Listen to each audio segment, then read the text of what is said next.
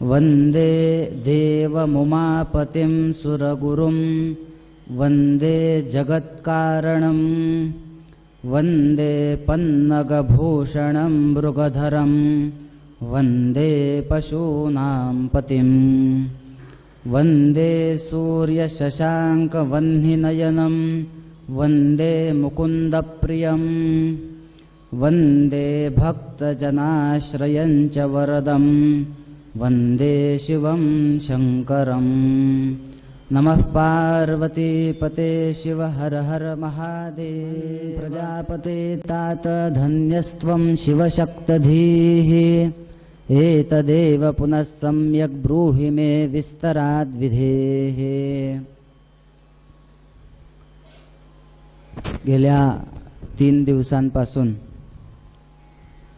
मोठ्या उत्साहात मोठ्या भक्तिभावाने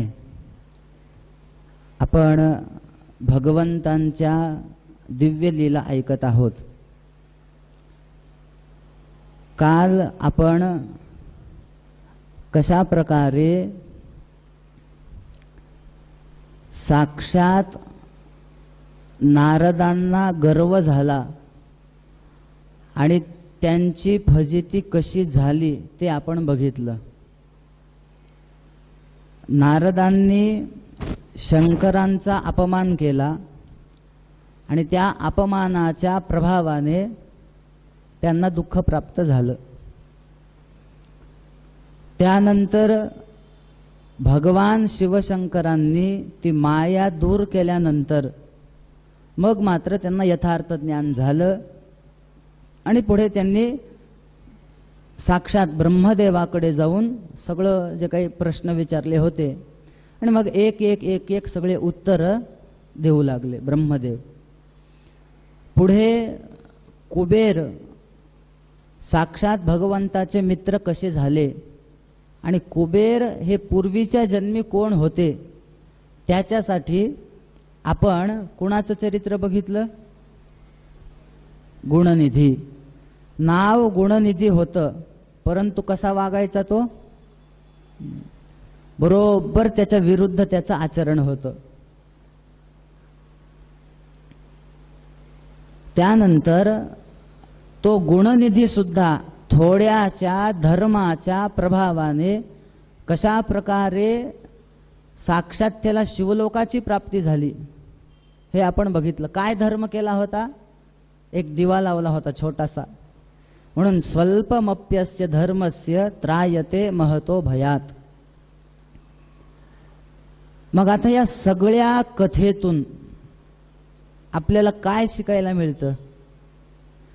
कसं आहे, ह्या कथा ज्या आहेत या नुसत्या मनोरंजनासाठी आहेत का काहीतरी त्याच्यातून घेण्यासाठी आहेत? बोध घ्यायचा आहे ना आपल्याला। त्या गुणनिधीच्या चरित्रातून आपण काय घेतलं?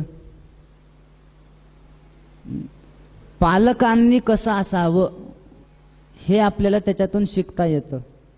अतिशय लाड केल्यामुळे त्या गुणनिधीची कशी दुरावस्था झाली हे आपल्याला त्याच्यातून शिकता येतं। म्हणजे पुराण हे जे आपल्याकडे सांगितलेले आहेत याच्यामध्ये आपल्याला आता हे जे शिवपुराण आहे याच्यामध्ये तसं बघितलं तर प्रामुख्याने तत्वज्ञान पण आहे आणि याच्यामध्ये आपल्याला उपासना कशी करावी ते पण सांगितलेलं आहे। म्हणजे तत्वज्ञान प्राचुर्य आणि उपासना प्राचुर्य म्हणजे शिवपुराण आहे। फक्त आपल्याला याच्यातल्या कथा पण ऐकायच्या नाहीत किंवा फक्त तत्वज्ञानच ऐकायचं नाही असं नाही, दोन्हीची सांगड घालून कथाद्वारे तत्वज्ञानाची प्राप्ती करून आपल्याला तिथपर्यंत जायचे। कारण एकदम ब्रह्म सत्यं जगन मिथ्या जीव ब्रह्मैव नापरः असं जर सांगितलं तर ते पटत नाही। आमच्या पाठशाळेमध्ये नवीन विद्यार्थी आला, वेदांताचे काही ग्रंथ वाचण्यास सुरुवात केली तर पहिल्यांदा हसू येतं, दुसऱ्यांचं जाऊ द्या मला वाटायचं सगळीकडे ब्रह्म आहे, कोणामध्येही फरक नाही. निर्जीव वस्तू म्हणजे जे आपल्यामध्ये चैतन्य आहे तेच त्याच्यामध्ये पण चैतन्य आहे. आता हे आपल्याला ऐकल्यानंतर कसं वाटेल? समोरचा कॅमेरा आणि हा मोबाईल एकच आहे, हे पटेल का तुम्हाला? नाही ना. मग त्याच्यासाठी श्रवण, मनन, निदिध्यासन. म्हणून वारंवार उपनिषदांनी सांगितलं, आत्मावारे श्रोतव्यः, द्रष्टव्यः, मंतव्यः, निदिध्यासितव्यः. वेद आपल्याला काय सांगतायत? तुम्ही परत परत ते ऐका.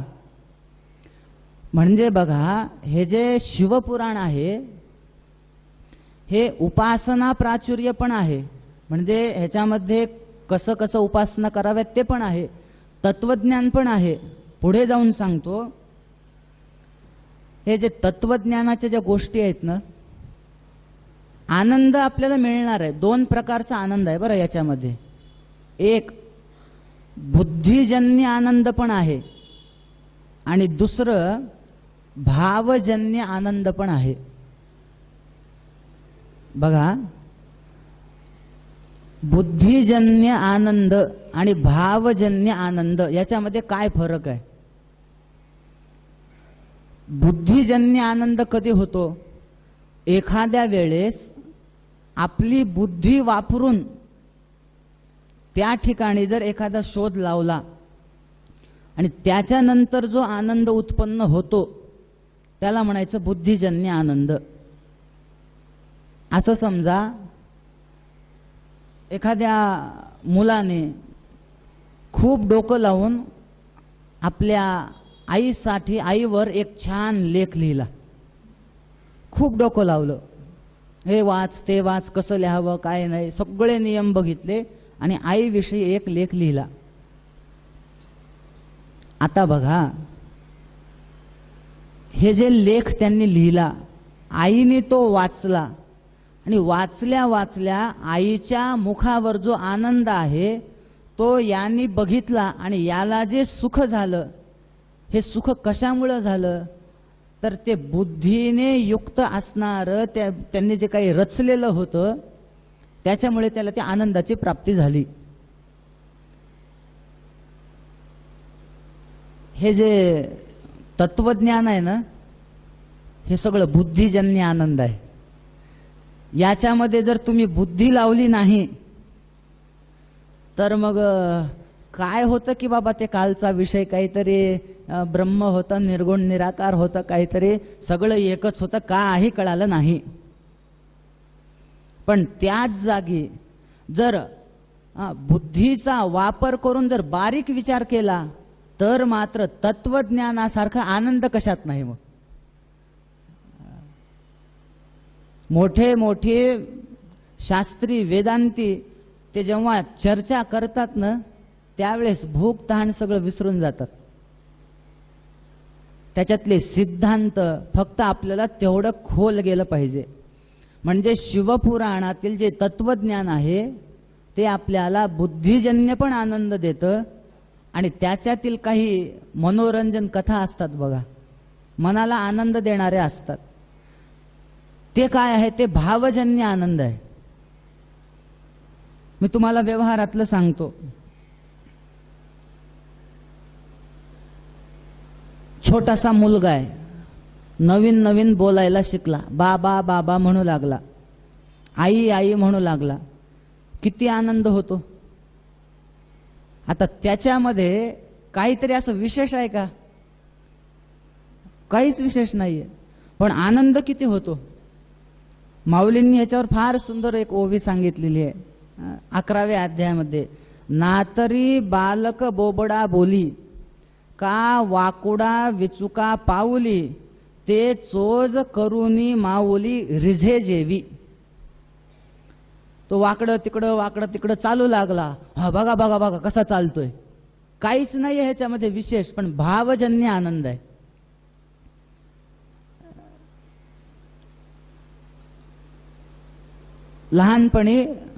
लहान असताना वडील जेवायला बसले की तो छोटा मुलगा जातो, तो एखादा घास घेतो आणि तो वडिलांना खाऊ घालतो.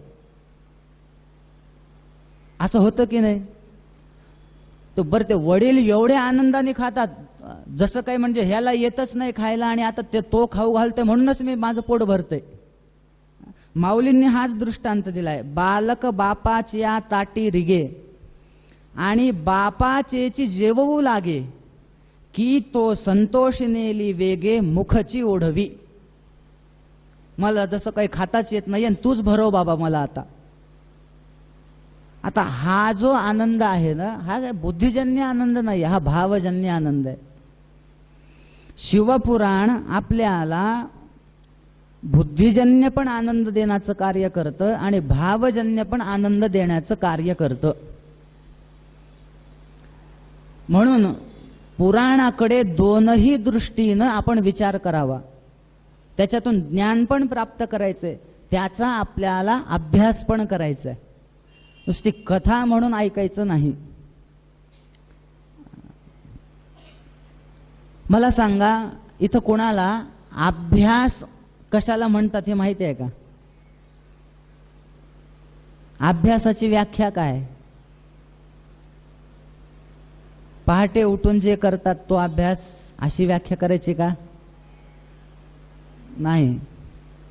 बरं, सकाळी 9 ते संध्याकाळी काय दुपारी 2-3 पर्यंत जी शाळा असेल ते तिथं जाऊन येणं म्हणजे अभ्यास का? नाहीये. अभ्यास कशाला म्हणायचं? या शिवपुराणाचा अभ्यास करायचा म्हणजे नेमकं काय? अभ्यासाची अनेक व्याख्या आहेत. मला आवडलेली 1-2 व्याख्या सांगतो पुढे जातो. तुम्ही योग वासिष्ठ नावाचा ग्रंथ ऐकलेला आहे.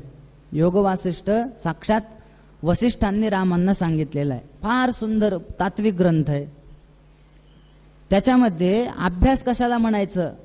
रामांना वसिष्ठ सांगतायत, पौनः पुण्येन करणम अभ्यासमिति कथ्यते. एकच कार्य पुन्हा पुन्हा करणं त्याला म्हणायचं अभ्यास.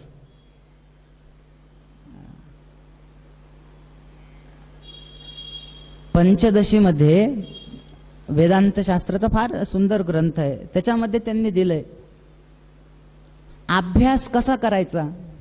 बघा बरं, तच्चिंतनम तत्कथनम अन्योन्य तत्प्रबोधनम एकदेत परत्वंच ब्रह्माभ्यासम विदुर्बुधाः. आपण जो विषय निवडलेला आहे, आता बघा अभ्यास करायचा आहे, त्याच्या पायऱ्या दिल्यात. पहिल्यांदा काय करायचं? तच्चिंतनम. आपण जो विषय निवडलाय ना, आधी त्याचं नीट चिंतन करा. त्याच्यानंतर तत्कथनम. आपण जो वाचलेला आहे, जो विचार केलेला आहे, ते तुम्ही एकाला सांगा. कारण आपण विचार करणं आणि ते समोरच्या व्यक्तीला सांगणं, त्याच्यामध्ये आपलं अजून पक्क होतं. एखादा सिद्धांत आपण सांगितला, समोरच्या व्यक्तीमध्ये थोडं जर असं कसं तो प्रश्न विचारणार, त्याच्यामध्ये काय होतं? अजून थोडं ते पक्क होण्याची सुरुवात होती. तत्कथनम अन्योन्यंतत् प्रबोधनम. मग काय करायचं? कथन केलं, सगळं झालं एकमेकांमध्ये. त्यानंतर नित्य नेहमी त्याला एक काहीतरी विचारायचं. हे सगळे नियम आमचे इथलं विलास काका बसलेत ना जोशी, तुम्हाला सगळ्यांना परिचित आहेत. तर मी 1-2 दिवस झालं पाहतोय. म्हणजे हे जे ब्रह्माभ्यासाचे जे नियम आहेत की नाही, मला त्यांच्याकडे बघूनच हा श्लोक आठवला. तुम्हाला खोटं वाटेल, ते इथं जे ऐकतात ना, ते ऐकलेलं त्यांच्या वहीमध्ये रात्री लिहितात. लिहिल्यानंतर त्याचं स्वतः आधी फार चिंतन करतात, मग स्वतःचा एक नवीन मुद्दा तयार करतात. आणि मी सकाळी नाश्त्याला गेलो, मग मात्र ते सगळं मी असं असं लिहून घेतलं, हे बघा हे असं असं आहे, ते सगळं सांगा. म्हणजे प्रश्न आहेत म्हणून नाही, ही एक अभ्यासाची पद्धत आहे. त्यांनी असा प्रश्न केला, नाही जीव आणि आत्मा असं कसं, मग मरतो कोण, हे कोण, त्याची पुढची गती काय, काय अमुक प्रश्न विचारले. त्याच्याने होतं काय, एक तर मला आधी त्यांचा विचार ऐकून घ्यावा लागणार. समजा त्यांना जर अजून एक वेगळा अर्थ सापडलेला असेल तर तो पण मला कळणार. आणि समजा त्यांची जी शंका आहे, कसं असतं की समोरच्या व्यक्तीला एखादा प्रश्न जर समजून सांगायचा असेल तर आपल्याला थोडं जास्त प्रयत्न करावे लागतात, थोडं वेगवेगळ्या उदाहरणाने समजून सांगावं लागतं, एकदम सिद्धांत जमत नाही. मग याच्याने होतं काय, तच्चिंतनम तत्कथनम अन्योन्यं तत्प्रबोधनम असं जर झालं तर आपला विषय पक्का होतो. म्हणून तुम्ही बघा, जेवढे काही अभ्यासाचे नियम आहेत, पातंजल योगसूत्र काय अभ्यासाचं लक्षण केलंय, एक सूत्र केलंय त्यांनी, तत्र स्थितो यत्नः अभ्यासः. आपण जे हातामध्ये घेतले त्याच ठिकाणी त्याविषयी स्थिर राहणं म्हणजे अभ्यास. त्यांनी 3-4 विशेषण दिलेत. बरं, तो अभ्यास कसा करावा. आता हे अभ्यास म्हणजे मी काय तुम्हाला वही पेनचं बोलत नाहीये. बरं, शिवपुराणाचा अभ्यास म्हणजे नेमकं काय ते सांगतोय. पातंजल योगसूत्र एक सूत्र येतं, अभ्यास कसा करायचा. तर त्यांनी सांगितलंय, सतु दीर्घकाल नैरंतर्य सत्कारा सेवितः दृढभूमी. बघा किती सुंदर लक्षण केलंय. अभ्यास करा, चित्तवृत्तीचा निरोध करायचा आहे. योगच चित्तवृत्ती निरोध. पण चित्तवृत्ती कशी निरोधी करा, अभ्यास वैराग्याभ्यांतन निरोध असं सूत्र आहे. अभ्यास आणि वैराग्याने त्या चित्तवृत्तीचा निरोध करा. मग अभ्यास कसा करा, मग त्यांनी सांगितलं सतु. बघा काय काय विशेषण दिलेत. सतु दीर्घकाल, किती करायचा अभ्यास म्हणे, दीर्घकाळ. त्याच्यानंतर बरेच जण दीर्घकाळ करतात, पण किती दीर्घकाळ केला पण त्याला काही फळच मिळत नाही.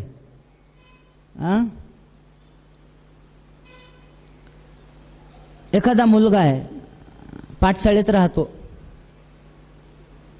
किती वर्ष राहिलंस बाबा पाठशाळेत, म्हणे मी 15 वर्ष राहिलं. काय शिकलंस, म्हणजे माझी संध्या पूर्ण झाली म्हणे 15 वर्षात. म्हणे कस काय, 15 वर्ष म्हणजे दीर्घकाल आहे की नाही, आहे. मग दीर्घकाल असताना फक्त संध्याच का झाली, म्हणलं असं कस काय. त्यांनी सांगितलं मी काय करायचो म्हणे, पाठशाळेमध्ये 1 दिवस जायचो, 6 महिने सुट्टी घ्यायचो, पुन्हा 1 दिवस जायचो, पुन्हा 6 महिने सुट्टी घ्यायची, पुन्हा 1 दिवस जायचं, पुन्हा 6 महिने, असं करून मी 15 वर्ष शिकलो. आता हे दीर्घकाल झालं की नाही, अभ्यास होईल का. म्हणून पतंजलींनी पुढे एक विशेषण दिलं, नैरंतर्य. निरंतरता पाहिजे. आपण जे सुरू केलंय ना त्याच्यामध्ये निरंतरता पाहिजे, सलग केलं पाहिजे, सलग. तैलधारावत निरंतर केलं तर त्याचं फळ आहे. पण पतंजलींनी अजून एक विशेषण पुढचं टाकले, नुसतं निरंतर करूनही उपयोग नाही. बरं, तेच उदाहरण धरा. किती वर्ष राहिलंस पाठशाळेत, म्हणे 15 वर्ष. बर, काय काय झालं, म्हणे फक्त संध्याच पाठ झाली. म्हणे कस काय, फार सुट्ट्या घेतल्या का, म्हणे अजिबात नाही, दिवाळीच्या उन्हाळ्याच्या सुट्ट्याला सुद्धा मी घरी गेलो नाही, एवढं निरंतर मी पाठशाळेत होतो. मग एवढं निरंतर पाठशाळेत असताना तरी सुद्धा फक्त एवढंच कस काय झालं. त्यांनी सांगितलं मी खूप बसायचो म्हणे, पण मी मनातून कधीच अभ्यासाला बसायचो नाही. ते गुरुजी येतील मारतील म्हणून अभ्यासाला बसायचो, अजिबात लक्ष दिलं नाही, माझ्या मनात नव्हतं. असं जर असेल तर होईल का. म्हणून पुढे विशेषण टाकलंय, सत्कारा सेवितः. सत्कारा सेवितः म्हणजे काय, तुम्ही ते आदरयुक्त करा, प्रेमयुक्त करा, भावयुक्त करा, तर त्याचं फळ आहे. मग आता सांगा, 15 वर्ष राहून, निरंतर राहून आणि आदरयुक्त राहून जर आपण अध्ययन केलं तर त्याचं फळ भेटेल की नाही? भेटेल ना. मग आता हे जे सगळं आहे ना, हे आपल्याला इथं शिवपुराणाला लागू करायचंय. शिवपुराण ऐकायचंय. पहिल्यांदा काय करायचं? सतु दीर्घकाल. दीर्घकाल याचा अर्थ 7 दिवस झाले. 7 दिवसानंतर झालं. आता पुढे जर कधी शिवपुराण आयोजन केलं तर तेव्हाच ऐकू. तोपर्यंत शंकर कोण मला माहिती नाही.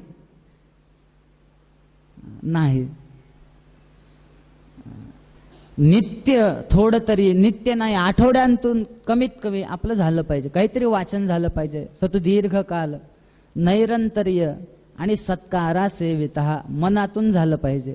त्याच्यातील आपल्याला ज्ञान प्राप्त करायचंय या भावनेने ते वाचलं पाहिजे. असं जर वाचलं तर त्याचं आपल्याला फळ आहे. मी हे सगळं का सांगतोय तुम्हाला? शिवपुराणामध्ये आपल्याला अभ्यास पण करायचा आहे की तत्वज्ञानाचा पण विचार आहे आणि भावजन्य पण आनंद देणारं असं हे पुराण आहे. पुराणाची व्याख्याच करताना सांगितलेली आहे, वेद खिलार्थानाम प्रपूरणात पुराणम. जे वेदांमध्ये एखादा भाग जो आहे तो अवघड आहे ते सांगण्यासाठीच, तत्वज्ञान सांगण्यासाठीच आलेलं आहे. शौनक आणि सूत महर्षी यांच्या दोघातला संवाद आहे. आता काल काही नवीन जोड्या आल्या होत्या, लक्षात आहेत का हो? कोण कोण कुणाला सांगतंय बघा बरं. शौनक आणि सूत संवाद चालू आहे. त्याच्यानंतर नारद ब्रह्मदेव. अजून अजून एक संवाद सांगू का? कुठला आहे? सनत कुमार आणि नंदिकेश्वर.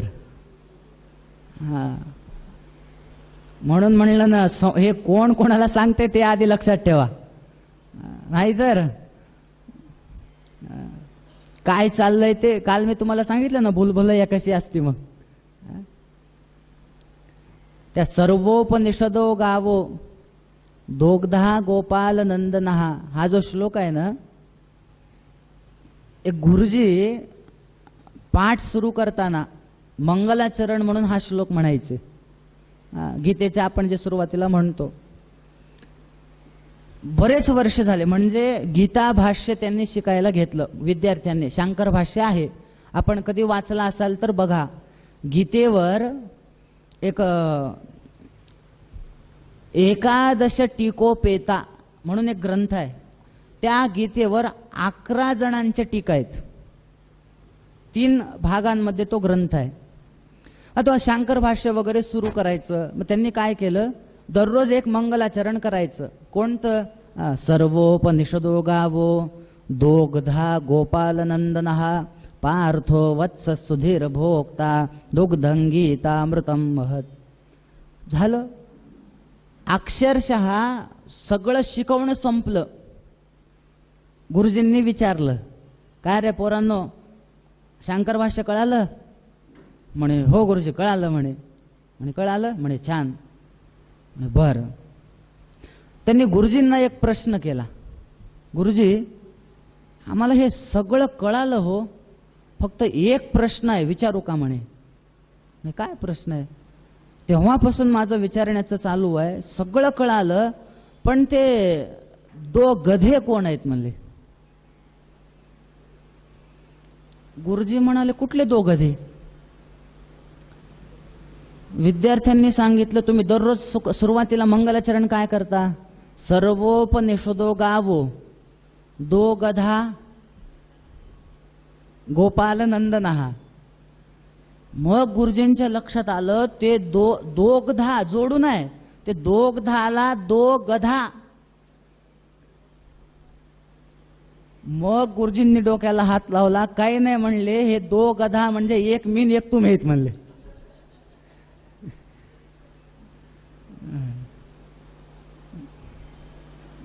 त्याच्यामुळं नेमकं ह्या जोड्या लक्षात ठेवणं आपलं एक महत्वाचं काम आहे. नारद आणि ब्रह्मदेव यांचा संवाद चालू आहे. नारदांनी विचारलं, तुम्ही हे सगळं सांगितलं, पण आम्हाला आता भगवान शिवशंकरांच्या विवाहांच्या कथा ऐकायच्यात. त्यांनी लग्न केलं का? बरं, लग्न केलं तर मग ते कृष्णांसारखे 16,108 होते का? रामांसारखी एकच पत्नी व्रतधारी होते का? मग 1 2 3 4 5 7 काय? आम्हाला एकदा आकडा तरी सांगा म्हणे.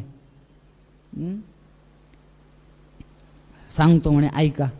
सगळ्यात पहिल्यांदा सती मातेचा विवाह भगवान शिवशंकरांशी कसा झाला ते मी तुम्हाला सांगतो, ऐका म्हणे. फार सुंदर क्रम दिलेला आहे बरं. म्हणजे श्रीमद भागवतामध्ये एकदम विवाह झालेला, म्हणजे थोडक्यात सृष्टी उत्पत्ती, विवाह झाला, दक्षाने अपमान केला, सतीने देहाचा त्याग केला, एवढंच सांगितलेलं आहे. ते पण त्या आकुती, देवहूती, प्रसूती सगळ्यांचं वर्णन करण्यासाठी आलेला भाग आहे. पण शिवपुराणामध्ये जवळपास 41 अध्याय आहेत फक्त सतीखंडासाठी. सतीच्या जन्माच्या आधी सुद्धा फार घटना घडून गेलेल्या आहेत. असं म्हणतात की ब्रह्म, विष्णू आणि रुद्र यांची उत्पत्ती झाली त्या महेश्वरापासनं. महेश्वर याचा अर्थ थोडक्यामध्ये जे निर्गुण निराकार, जे सत्तत्व आहे, जे परब्रह्म आहे, त्याच्यापासून ब्रह्म, विष्णू आणि रुद्र यांची उत्पत्ती झाली. आता ब्रह्मदेवाला सांगितलं तुम्ही सृष्टी पुढे वाढवा. ब्रह्मदेव विचार करू लागले, आता कशी करायचं काय नाही. त्याच्यामध्ये सगळ्यात पहिल्यांदा हे सनक सनंदन इत्यादी ऋषिकुमार उत्पन्न झाले, दक्ष इत्यादी, मरीचिरत्र्यंगिरसो पुलस्त्य पुलः कृतुः भृगुर वसिष्ठो दक्षश्च दशमस्तत्र नारदः, हे सगळे ब्रह्मपुत्र निर्माण झाले. त्यानंतर ब्रह्मदेवाने संध्या नावाच्या एका मुलीला उत्पन्न केलं आणि कामदेव नावाचा एक मुलगा उत्पन्न केला. बघा, त्या कामदेव जेव्हा त्याचा जन्म झाला, ब्रह्मदेवाला त्याने विचारलं, माझं काम काय ते सांगा. किं करिष्याम्यहं कर्म ब्रह्मंस्तत्र नियोजय, मी काय कार्य करू, माझं काम नेमणूक करून द्या मला. मग ब्रह्मदेवाने सांगितलं, तू एकच काम करायचं, समोरच्या व्यक्तीला कामाने अडकवून टाकायचं काम तुझं. त्या म्हणे कामदेव जो आहे ना, तो समोरच्या व्यक्तींवर बाण सोडतो आणि त्याचे बाण कशाचे आहेत माहितीये? फुलांचे बाण आहेत. म्हणून तुम्ही जर अमरकोश वगैरे वाचला असेल तर त्याच्यामध्ये कामदेवाला एक नाव आहे बघा, पुष्पधन्वा. पुष्पधन्वा म्हणजे काय? ज्याचं धनुष्य हे फुलांचं आहे. तुम्ही काही करायचं नाही म्हणे, सगळ्यांवर बाण टाकायचे, तुम्ही सगळ्यांना मोहित करायचं काम तुमचं. मग काय होईल, मी जर असं केलं, मला तुम्ही वर द्याल ना म्हणे, मी ज्याच्यावर प्रभाव पडेल म्हणे. हो पडेल म्हणे. बर, कामदेवाने विचार केला, हा प्रयोग आपण सुरुवात जी आहे ना ती इथूनच सुरुवात करूत. त्याने आपला बाण ब्रह्मदेवावरच सोडला आणि झालं असं त्या भानगडीत तो ब्रह्मदेव समोर त्याची जी मुलगी होती संध्या, तिच्याच मागं लागला. सगळे त्यांचे पुत्र काममोहित झाले, पण त्याच्यामध्ये एक धर्म नावाचा जो होता ना, त्याच्यावर फक्त त्याचा प्रभाव पडला नाही. ह्याच्यातून त्यांनी हे पण सांगितलं, जो धर्माने वागतो त्याच्यावर काम सुद्धा काही करू शकत नाही.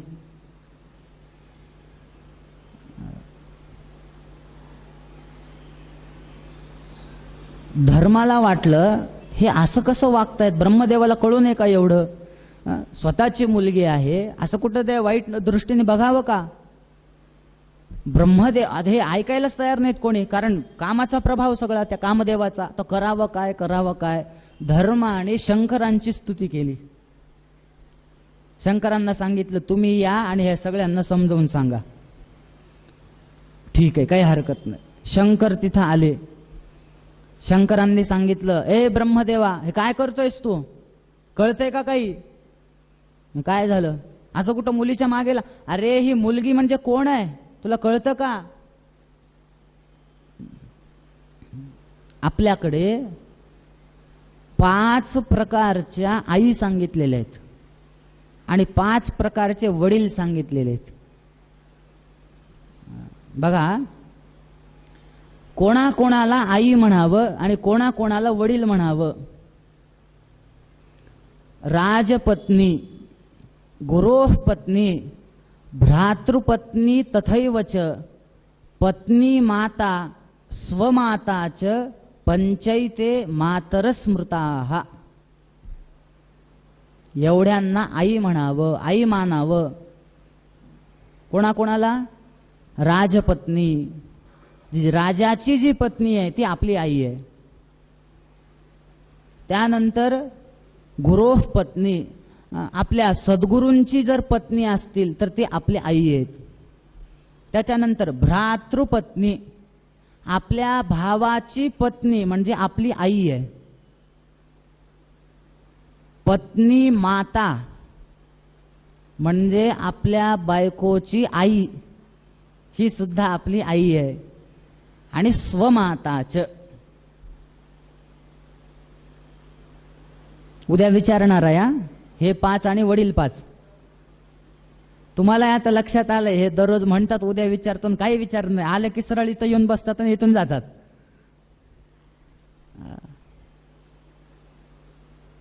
पाच प्रकारचे आई. वडील कोण कोण आहेत? अन्नदाता, भयत्राता, यश्च कन्यां प्रयच्छति, विद्याप्रदो मंत्रदश्च, पंचैते पितरस्मृताः. पहिले वडील सांगितलेले आहेत अन्नदाता, जे आपल्याला अन्न देतात ते आपले वडील आहेत. त्याच्यानंतर भयत्राता, जे संकटांपासून वाचवतात त्यांना सुद्धा वडील म्हणायला सांगितलेलं आहे. त्यानंतर यश्च कन्यां प्रयच्छति, जे आपल्याला त्यांची मुलगी देतात ना ते सुद्धा आपले वडील आहेत. विद्याप्रदः, जे आपल्याला विद्यादान देतात ते सुद्धा आपले वडील आहेत. आणि मंत्रदश्च, मंत्र देणारे म्हणजे दीक्षा गुरु, ते सुद्धा आपले वडील आहेत. दीक्षा गुरु काय गुरूंचे अनेक प्रकार आहेत. मी एकही प्रकार सांगत नाही, पण तुम्हाला हे सगळे प्रकार कुठं भेटतील ते सांगतो, तुम्ही वाचा. गुरुगीता कधी आपण वाचलेली असेल, गुरुगीतेमध्ये सगळ्यास गुरुजी कसे असतात, काय असतात, किती प्रकारचे असतात, त्यांचे कार्य काय काय आहेत, कसा उद्धार करतात, अनेक त्याचं सगळं वर्णन आहे. बघा, कळाले 5 आई आणि 5 वडील का राहिलं एखादं? राजपत्नी 1, सद्गुरूची पत्नी 2, भ्रातृपत्नी 3, पुढे पत्नी माता 4 आणि स्वमाता 5, हे आई. आणि त्यानंतर वडील कोण कोण? अन्नदाता, भयत्राता, आपल्याला कन्या देणारे, विद्या देणारे आणि दीक्षा देणारे, मंत्र दीक्षा देणारे, हे 5 आपल्याकडे आई आणि वडील सांगितलेले आहेत. हे सगळं तत्वज्ञान शंकर ब्रह्मदेवाला सांगतायत. तुला कळतं का काही? मुलींच्या मागं लागायचं असतं कुठं? ब्रह्मदेवांनी आपलं तोंड खाली केलं, बिचारे ठीक आहे आता काही हे करत नाही, निघून गेले. महादेव निघून गेले. फक्त झालं असं, ब्रह्मदेवाला फार राग आला, कामदेवाचा पण राग आला आणि शंकराचा पण राग आला. कामदेवाचा का राग आला? त्याने पहिला मलाच स्वीकार केलं म्हणून राग आला. आणि शंकराचा का राग आला? मला येऊन तत्वज्ञान शिकवून गेलेत. माझ्या घरात हे राहतात तिकडं कैलासावर, तिकडून येऊन म्हणजे माझ्या घर बाहेरून येणार आणि मला जो शिकवून जाणार, घेणं ना देणं. राग आला मनामध्ये आणि तो राग मनामध्ये तसाच ठेवला. बदला घ्यायचा म्हणजे घ्यायचा.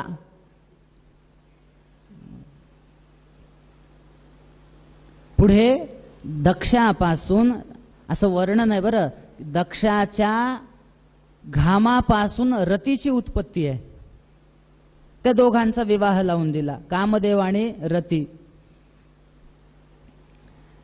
मग त्या संध्येचं काय झालं की सगळेजण तिच्याकडे वाईट ह्याच्याने बघू लागले. असं वर्णन आहे की हीच संध्या तपश्चर्या करण्यासाठी चंद्रभाग तीरावर गेली. तिथं तिने शंकरांचं तप केलं आणि शंकरांनी तिला सांगितलं, मी तुला काही मंत्र सांगतो त्याचा जप कर.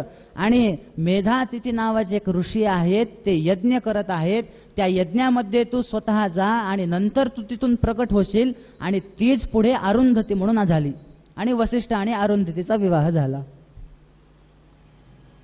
ही कथा मोठी आहे पण मी तुम्हाला थोडक्यात सांगितलं.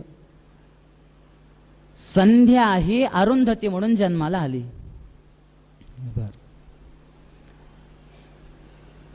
झालं असं, ब्रह्मदेवाला जो अपमान झालेला होता ना, तो फार मनामध्ये असं त्रास देत होता. काहीतरी करायचं, शंकराचं वाईट कसं करता येईल.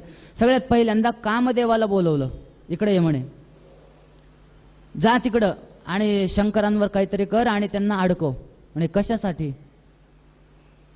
मला हसलेत ना म्हणे, मग एक काम करू, त्यांना आपण अडकवूत. म्हणे कसं अडकवायचं?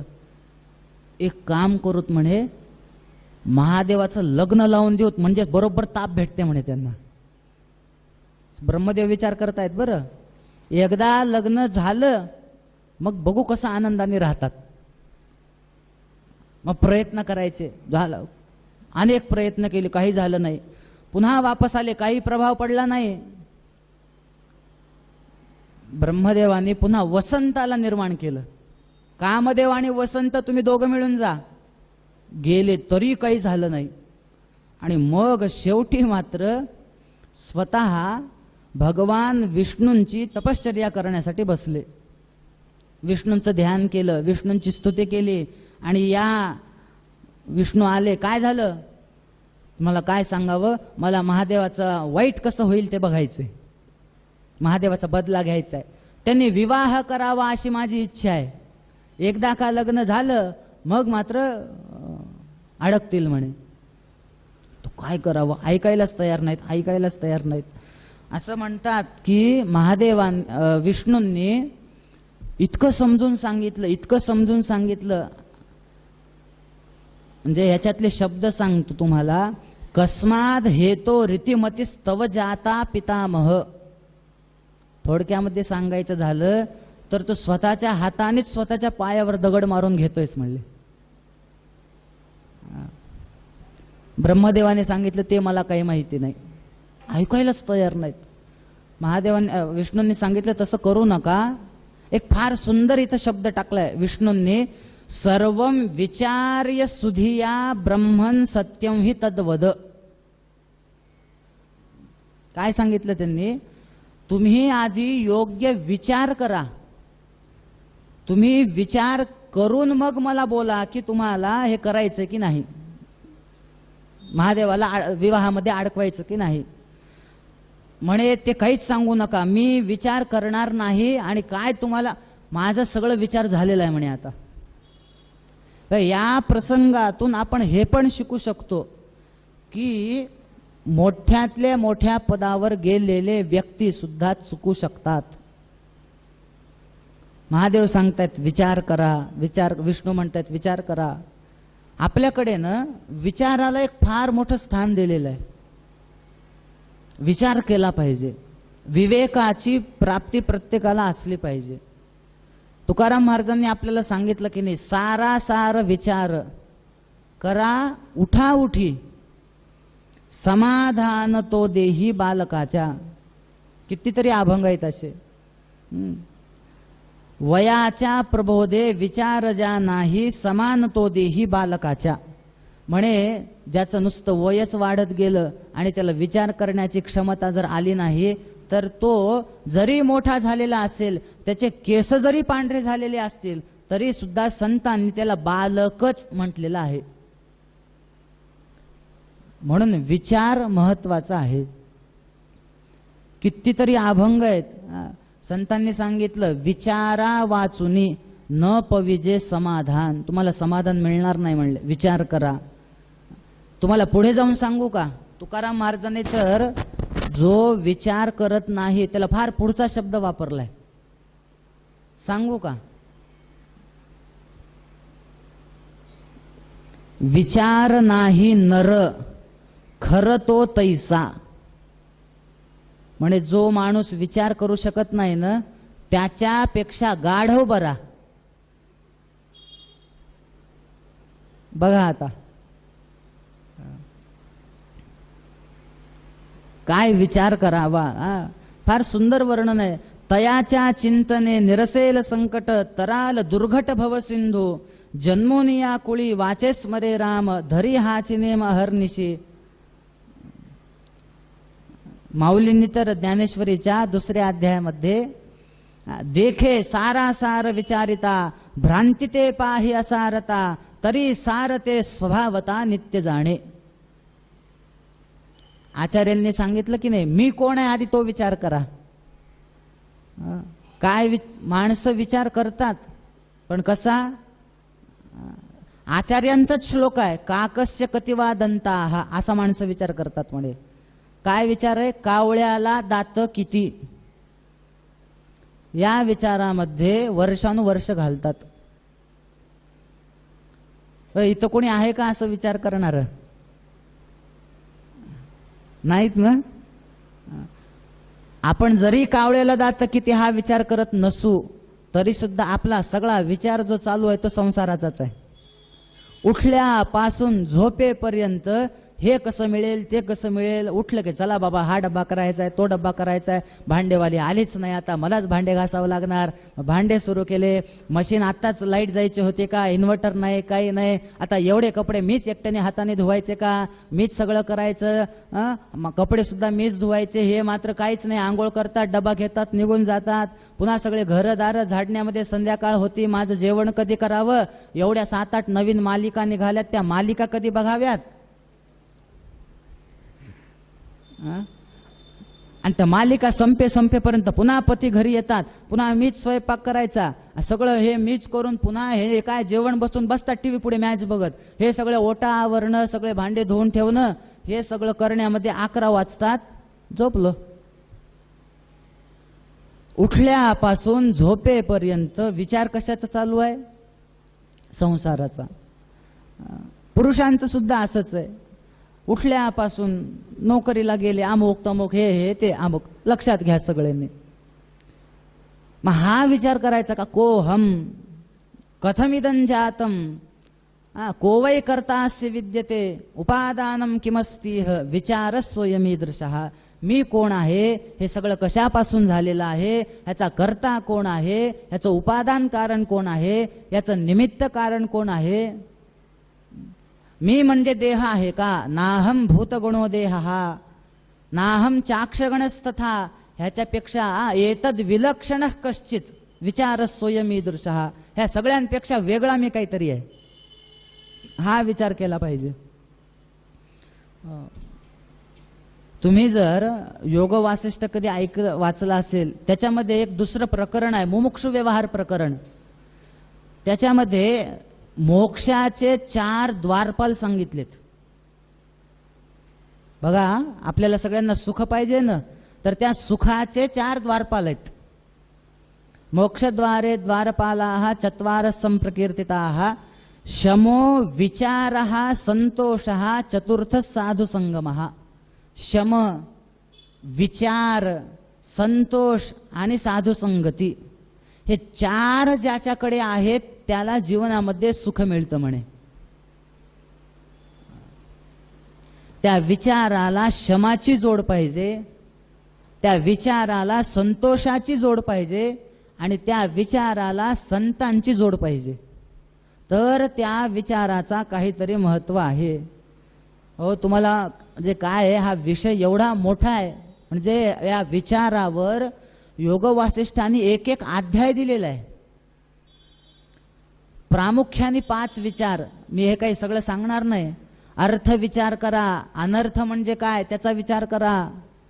त्याच्यानंतर प्रमाणाचा विचार करा, तात्पर्याचा विचार करा, आत्मत्व परीक्षण करा. म्हणजे काय?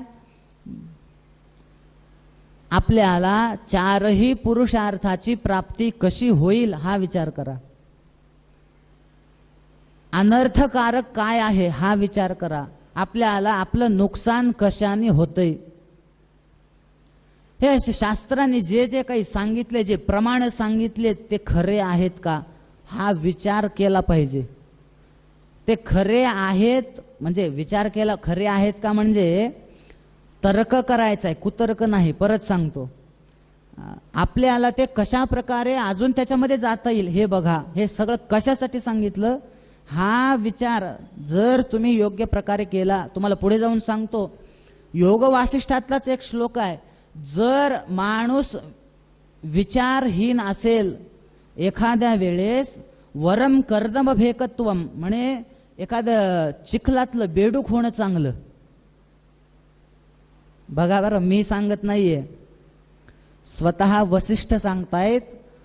वरम ठीक आहे, काय कर्दम भेकत्व म्हणे तुम्ही चिखलातलं बेडूक व्हा. एवढंच कशाला, मलकीटकता वरम, एखादा किडा व्हा, काही हरकत नाही.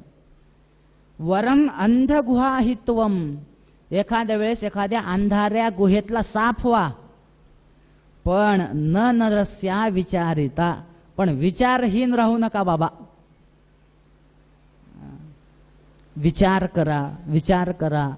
वारंवार विष्णू ब्रह्मदेवाला सांगतायत, बाबा महादेवाचा बदला घेऊ नकोस. त्यांनी सांगितलं अजिबात नाही म्हणे, यांचं लग्न लावणारच आणि अशी फजिती बघायला तयारच म्हणे मी. मग नाही.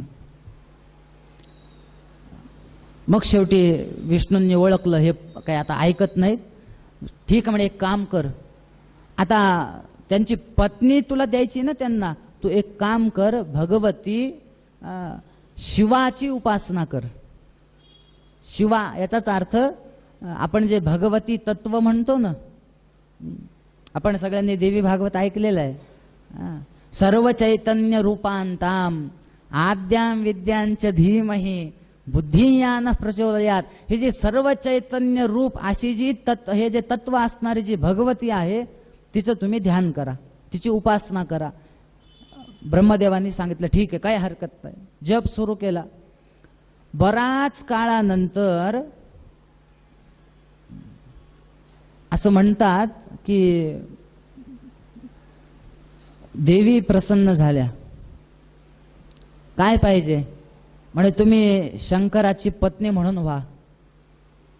म्हणे कशासाठी ते तुम्ही विचारू नका, तुम्ही फक्त पत्नी व्हा. पुढचं मला माहिती आहे म्हणले, एकदा लग्न झाले की काय होते ते तुम्ही काही काय, तुम्ही फक्त बायको व्हा त्यांची. विष्णूंनी फार प्रयत्न केला. कसं आहे, माऊलींनी सुद्धा बघा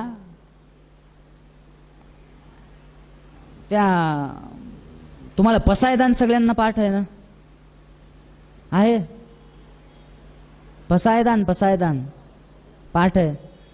मी तर असं म्हणेन, असं इथं एकही माणूस नसेल त्याला पसायदान पाठ नसेल. पुढे जाऊन सांगू बघा, असा एकही माणूस नसेल इथे की ज्याला पसायदान पाठ नसेल, आणि ज्याला पसायदान पाठ नसेल तो माणूस नसेल.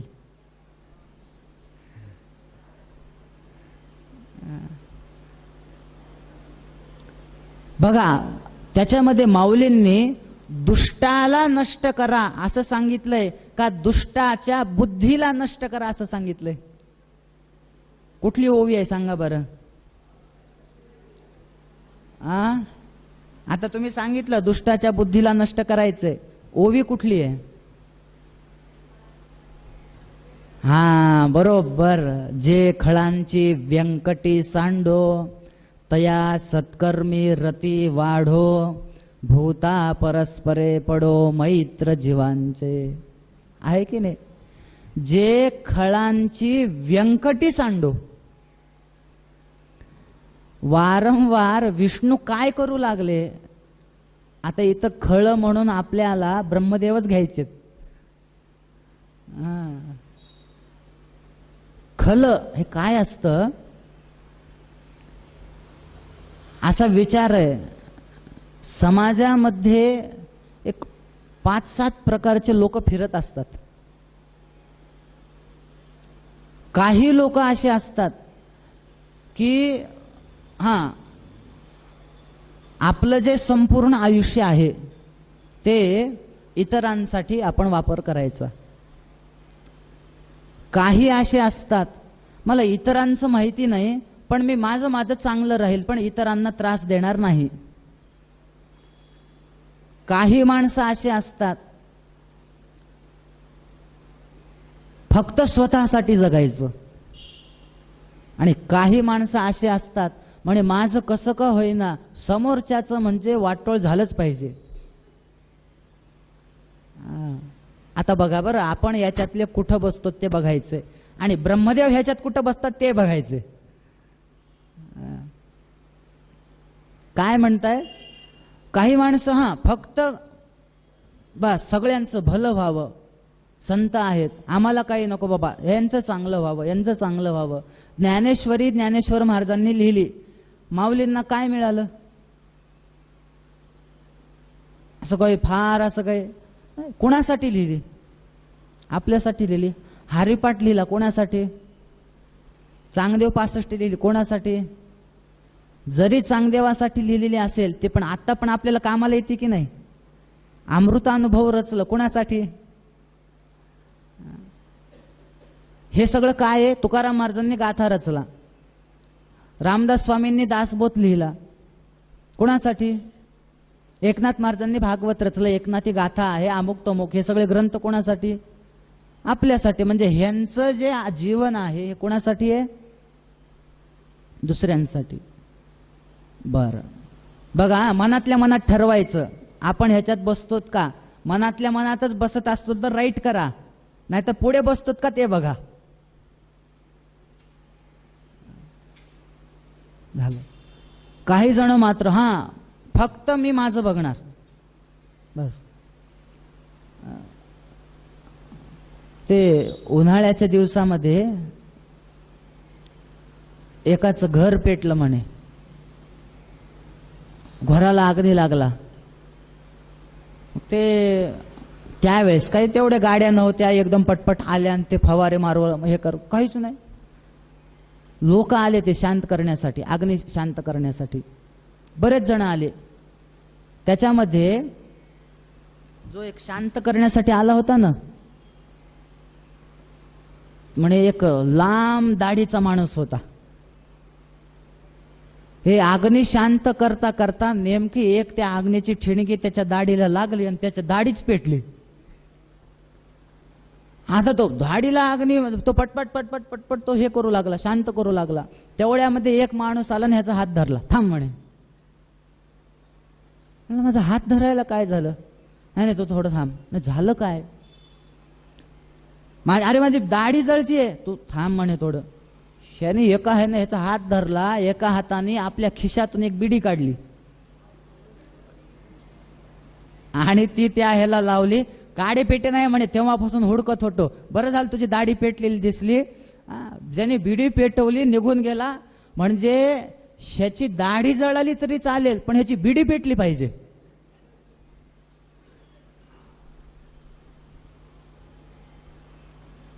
आता ह्याच्यात आपण बसतो का ते बघा. बरेच जण असे असतात, सगळं घर स्वच्छ करतात आणि सगळ्या घरातला कचरा दुसऱ्याच्या घरासमोर नेऊन टाकतात.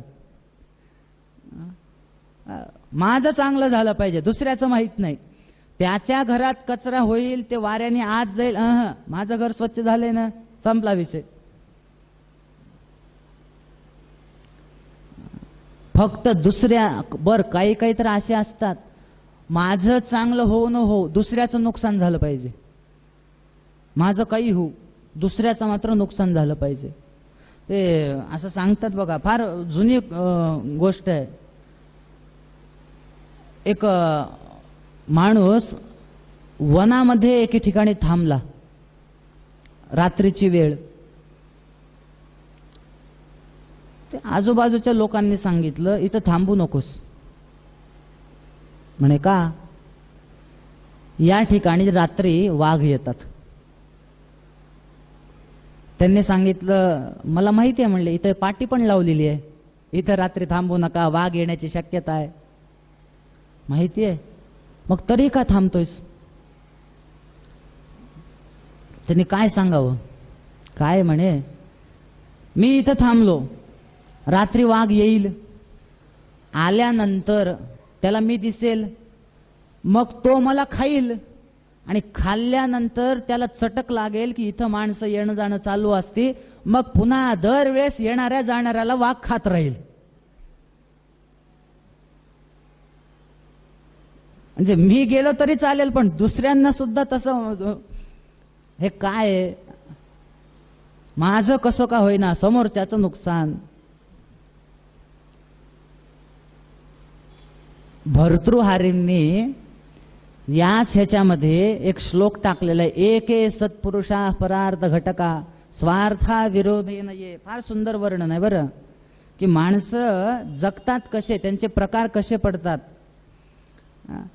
काही येते सत्पुरुषाः, मी जे तुम्हाला हे सांगितलेत ना तेच यांनी सांगितलेले. काही सत्पुरुष असतात इतरांसाठी, सामान्य असतो. सामान्य लोक काय करतात, दुसऱ्याचा विरोध करत नाहीत पण आपलं चांगलं करतात. ते मी मानव राक्षसाः, एक फार सुंदर शब्द टाकलाय, की जे स्वतःसाठी दुसऱ्याला त्रास देतात त्यांना मानव राक्षस म्हणा. आणि ते तु घ्नन्ति निरर्थकम परहितम ते केन जानीमहे. म्हणजे विनाकारण दुसऱ्यांना त्रास देतात की नाही, त्यांना नावच काय द्यावं मला कळत नाही म्हणे. भर्तृहारी म्हणतायत बरं. हे जे ते केन जानीमहे हे जे आहेत ना, हे त्याच्यातले म्हणजे हे सगळे खल आहेत.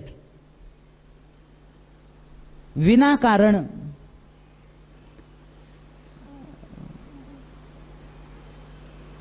अजून एक विचार करा, खलत्व जे आहे ना हे जाऊ शकतं का हो? आपल्याकडे एक म्हण आहे बघा, माणसाचा स्वभाव हा बदलत नसतो. कुठली म्हण आहे? सुंब जळला तरी जित्याची खोड. हा, तुम्हाला म्हणी चांगल्या पाठ आहेत वाटते. मग आता म्हणीच विचारू का एकमेकांना? खलत्व जाऊ शकतं का? असं समजा, तुम्हाला एक चॅलेंज देऊ का? लसूण कधी बघितलाय? कुठलं अत्तर लावल्याने लसूण सुगंधी होईल? कळालं नाही?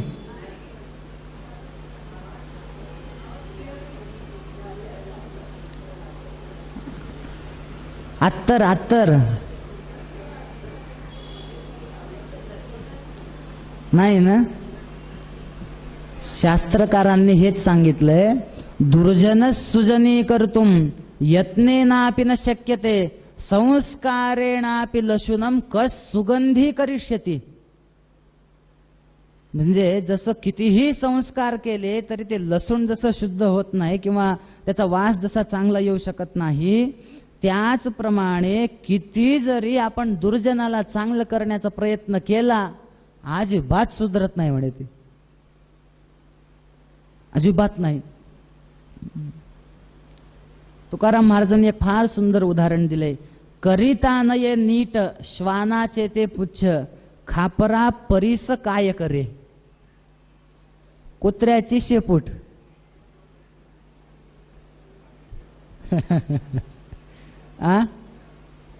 एखादं खापर आहे मातीचं, परीस जरी त्याला हे केलं, परीसाचा जरी स्पर्श झाला तरी ते सोनं होणार आहे का?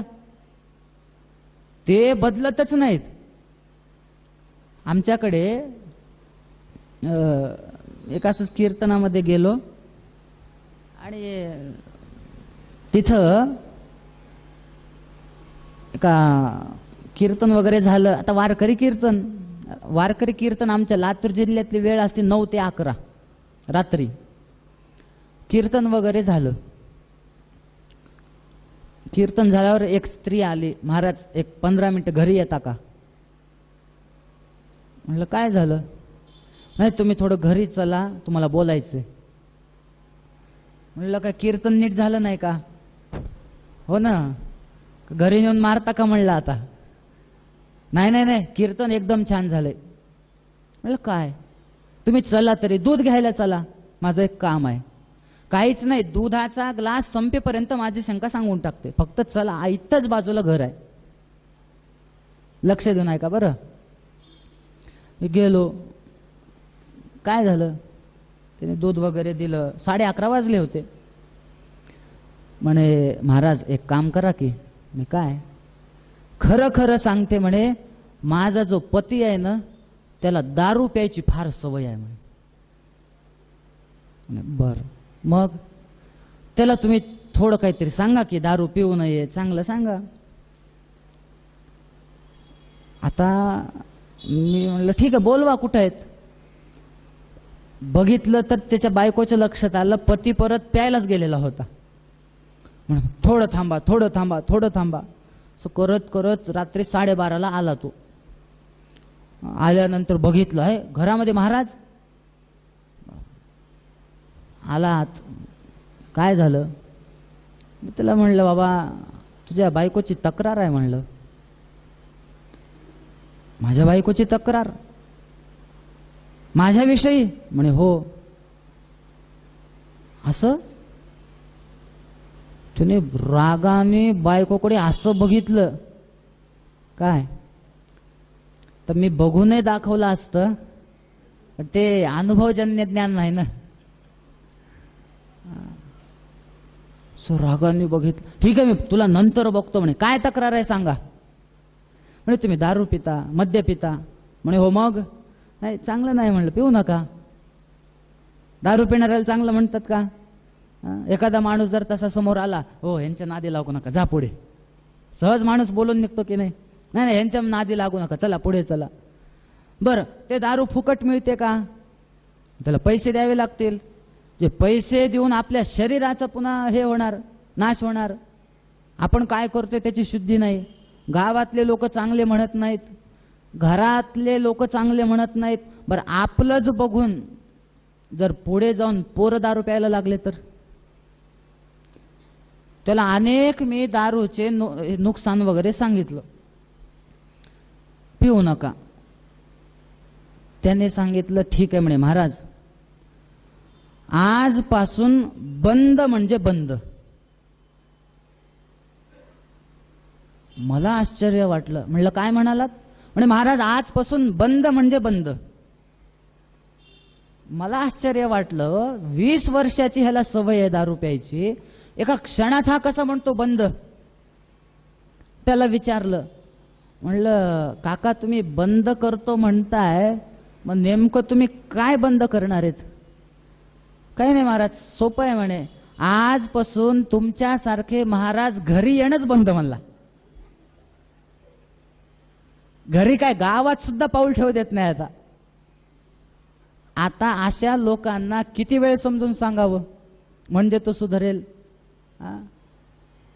तुका म्हणे काय, उपदेश वेड्या करीता तो रेड्या संग कष्ट. म्हणे मोठ्या एखादा रेडा माहिती आहे ना, रेड्याला किती वेळेस सांगावं लागेल म्हणजे ते सुधरेल?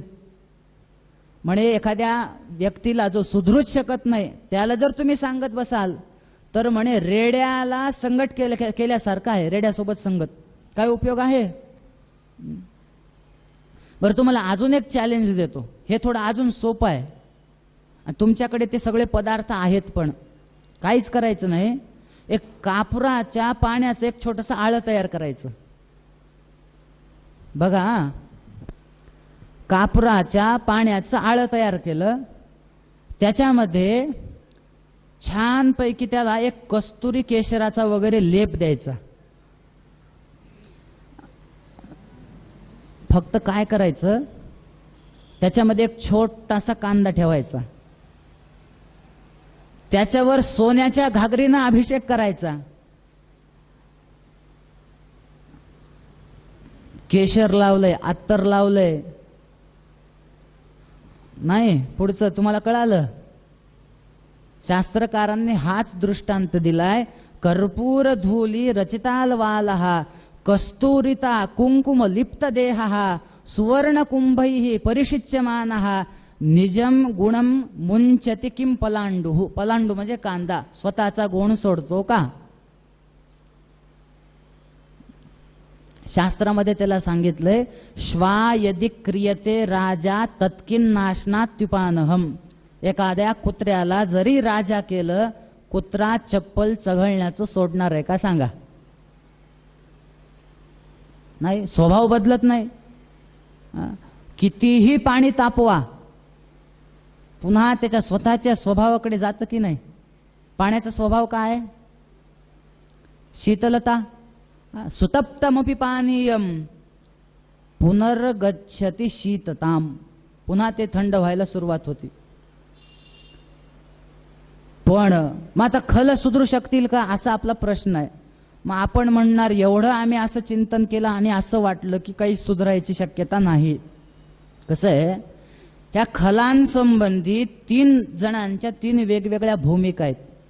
तुम्हाला एक साधं व्यवहारातलं विचारतो. समोर साप आला, काही जण तो साप चावेल म्हणून त्याला मारूनच टाकतात, बरोबर? काही जण साप चावेल म्हणून पळून जातात लांब, जवळच जायला नको. आणि काही जण फक्त सापाचं ते जे विष आहे ना, दात जे आहेत तेवढंच आपल्याला त्रास देणार आहेत, ते काढून घेऊन त्याचा स्वीकार करून त्याच्यासोबत खेळ करतात. हे जसं आहे ना, तसंच खला संबंधी आहे. काही लोक खल आहे समोरचा, दुष्ट आहे ना, म्हणे मारूनच टाका. परित्राणाय साधूनाम आणि विनाशाय च दुष्कृताम. दुष्ट दिसले की मारूनच टाका. पण एखादा सामान्य माणूस, नको बाबा हे दुष्टांच्या नादीच लागणं नको. पण जे संत असतात ना, ते काय करतात माहिती आहे का? त्यांचे जे दुष्ट म्हणजे त्यांच्या अंगातलं जे विष आहे ना, फक्त तेवढं विष बाजूला काढतात. पुन्हा त्या माणूस दुष्ट नसतो, माणसाची बुद्धी दुष्ट असते. म्हणून खल नष्ट होऊ नयेत, त्या खळांची व्यंकटी. तुम्हाला खोटं सांगत नाही, पसायदानाचं जर चिंतन केलं, माझ्या एवढा आवडतीचा विषय आहे पसायदान. आता विश्वात्मके देवे, मला एक एक एक एक ओवी त्याच्यातली एवढी आवडती. तया सत्कर्मी रती वाढो. मग ते सत्कर्म म्हणजे काय असू द्या, त्याच्यात पडायचं नाही आपल्याला.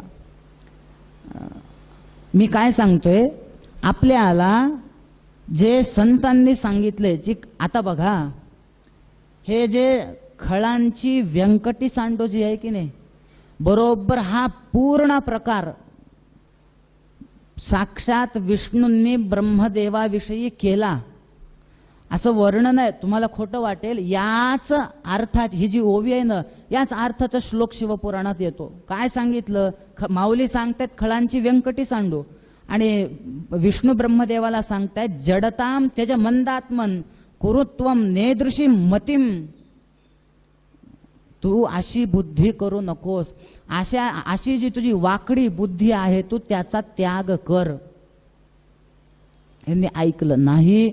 सती मातेची पूजा केली, स्तुती केली. त्यांनी सांगितलं काही हरकत नाही, मी येते. कुणाच्या पोटी येणार? म्हणे दक्ष नावाचा एक प्रजापती आहे, मी त्याच्या पोटी अवतार घेते. काही हरकत नाही. ठरलं. ब्रह्मदेवाला कळालं दक्ष आहे असं म्हणतात. आधी स्तुती कोणी केली होती? ब्रह्मदेवानी. सती मातेने येऊन सांगितलं मी अवतार घेणार, दक्षाच्या पोटी घेणार. पुन्हा दक्षाला सांगितलं ब्रह्मदेवाने, पटकन तप कर बाबा, महादेवाचं लग्न लावायचंय. दक्ष गेला, तप सुरू केलं. तप सुरू, फार सुंदर तप केलं. भगवती प्रसन्न पण झाली. फक्त भगवतीने सांगितलं मी शंकरासोबत लग्न करेल, मी तुझ्या पोटी सुद्धा जन्माला येईल, पण माझी एक अट आहे. माझी अट आहे. आणि काय अट आहे? ज्या दिवशी माझा तुम्ही अपमान कराल त्या दिवशी मी माझा शरीराचा त्याग करेन. दक्ष म्हणाले, देवी मी तुझा अपमान कसा करू शकेल? अगं तू माझी मुलगी होऊन येणार ना, अपमान काही अजिबात काही करत नाही, तुम्ही या. ठीक आहे, झालं, ठरलं, मी येणार म्हणे, काही हरकत नाही. निघून गेली सती भगवती, निघून गेली. झालं, ब्रह्मदेवाने सृष्टी निर्माण करायला सुरुवात केली. सगळ्यात पहिल्यांदा अनेक हे करत असताना जवळपास 10,000 हर्यश्व म्हणून एक उत्पन्न झाले. तप करण्यासाठी गेले. नारदांनी त्यांना उपदेश दिला, हे तप वगैरे संसारासाठी करू नका, ह्याच्यामध्ये काही नाही. त्यांना मुक्त केलं, त्यांची बुद्धी पालटली. पुन्हा 1,000 शबलाश्व निर्माण केले म्हणे दक्षाने. राग आला, पुन्हा ह्यांनी ते नारदांनी सगळं सांगितलं. आणि मग मात्र दक्षाने नारदांनाच शाप दिला म्हणे, काय म्हणे, मी आमचे पोरं तप करायला जातात चांगलं राज्य वगैरे करण्यासाठी, सगळे बल येण्यासाठी, तुम्ही त्यांना तत्वज्ञान सांगता ते मुक्त होतात.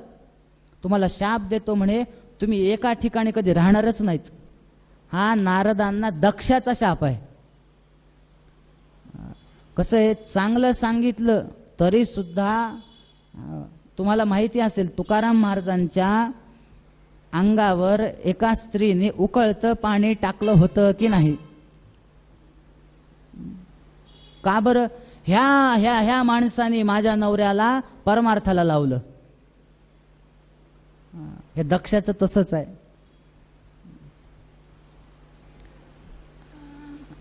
सृष्टी निर्मिती केली, अनेक काळ झाला. मग मात्र सती मातेने साक्षात दक्षाच्या पोटी अवतार घेतला.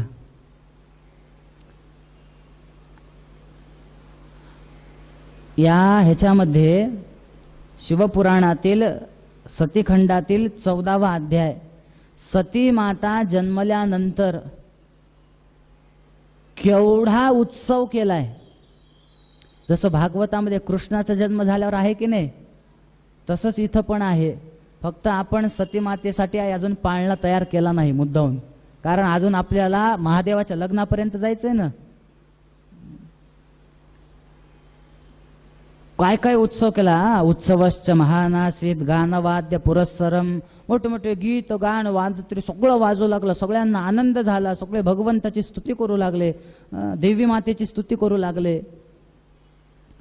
सती जसं जसं मोठं होऊ लागली, तुम्हाला एक सांगू का, सती राजाच्या घरातली मुलगी आहे, दक्ष प्रजापती आहे, पण तिचा एक गुण घेण्यासारखा आहे. बरं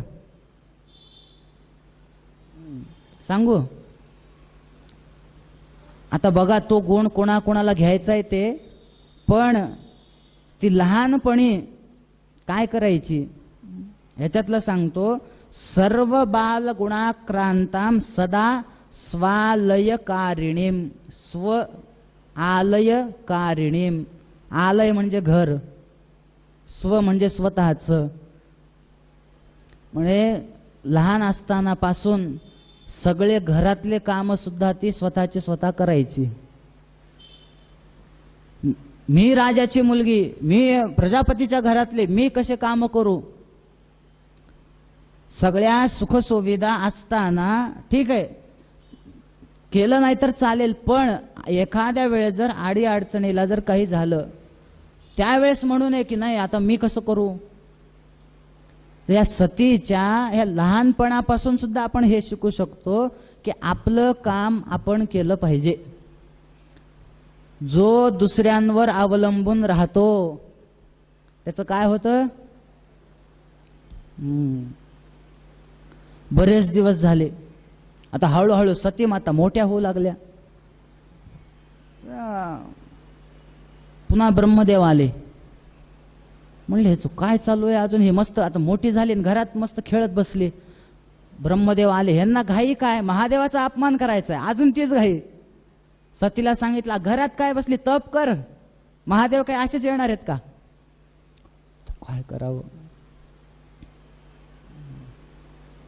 असं म्हणतात की तिने घरामध्येच तप सुरू केलं आणि एक नंदाव्रत तिनं घेतलं असं वर्णन आहे शिवपुराणात. नंदा नावाचं व्रत आहे. आश्विन मासामध्ये तिने ते व्रत सुरू केलं. वेगवेगळ्या पदार्थांनी प्रत्येक महिन्याचं एक एक त्यांनी पदार्थ सांगितलेला आहे. तो पदार्थ त्याचा हे घेऊन त्या पदार्थाने त्या महादेवांची पूजा करायला सांगितलेली आहे. जवळपास 1 वर्ष तिने ते व्रत केलं. झालं, प्रसन्न झाले. शंकर, काय तुझं सांग? म्हणे देवा तुम्ही माझ्यासोबत विवाह करावा. ठीक आहे, तोप केलेस ना, करतो. निघून गेले. बराच काळ गेला, अजून लग्न झालं नाही. मग आता म्हणले आता सतीकडे जाऊन उपयोग नाही, ब्रह्मदेव आले महादेवाकडे, विसरले का काय म्हणून. म्हणे देवा, म्हणे काय तुम्ही महादेव आहेत? म्हणे हो. ती एक सती नावाची आहे हो तिथं, काहीतरी लग्नासाठी तप करते बघा, कसं काय तुमचं नियोजन?